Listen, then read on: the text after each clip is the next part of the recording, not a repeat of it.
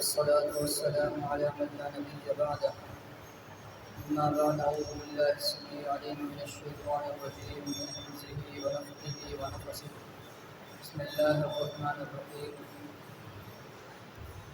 پچھلی آیت میں اللہ رب العالمین فرما رہے ہیں خذ العفو وأمر بالعرف وأعرض عن الجاہلین، معافی کو اور درگزری کو اپناؤ اور نیکی کا حکم دو اور جاہل لوگوں سے اعراض کرو۔ تو جب انسان کو کوئی بندہ تکلیف پہنچاتا ہے، کوئی اذیت پہنچاتا ہے، سب سے پہلے انسان کے اندر یہی بات آتی ہے کہ وہ شیطان کی باتوں میں آ جاتا ہے، شیطان کے وسوسوں میں آ جاتا ہے، اور وہ ایسے ایسے کام کر بیٹھتا ہے جس کے بعد وہ شرمندہ ہوتا ہے۔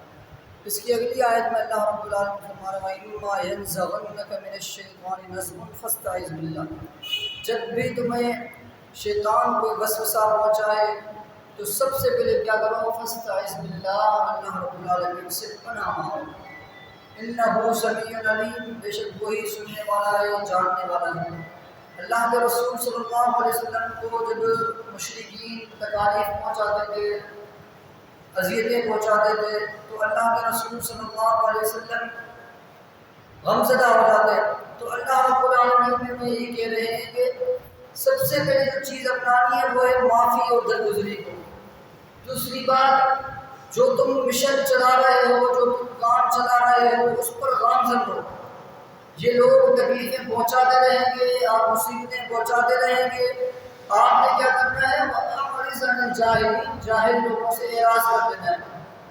اور اللہ کے رسول صلی اللہ علیہ وسلم کی حدیث سے پیارے پیغمبر صلی اللہ علیہ وسلم کے پاس ایک شخص آیا اور کہنے لگا اے اللہ کے رسول صلی اللہ علیہ وسلم مجھے نصیحت فرمائے۔ پیارے پیغمبر صلی اللہ علیہ وسلم نے فرمایا لا تغضب، تو غصہ نہ کیا کر۔ فردد میرا بار بار یہی سوال کرتا رہے اللہ کے رسول مجھے نصیحت کریں، کیونکہ اللہ کے رسول صلی اللہ علیہ وسلم لوگوں کی فطرت کو جانتے تھے۔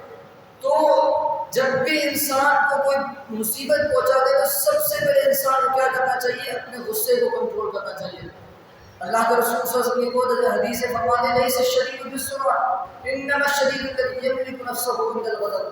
پہلوان وہ شخص نہیں ہے کہ کسی کو اٹھا کے پٹک دے یا کسی کو مار دے، بلکہ پہلوان وہ شخص ہے جو غصے کے وقت اپنے نفس کو قابو رکھتا ہے، اپنے نفس کو کنٹرول میں رکھتا ہے۔ اللہ رب العالمین سے دعا ہے کہ اللہ رب العالمین ہمیں شیطان کے شر سے بچائے اور اپنے غصے کو کنٹرول کرنے کی توفیق عطا فرمائے۔ آمین۔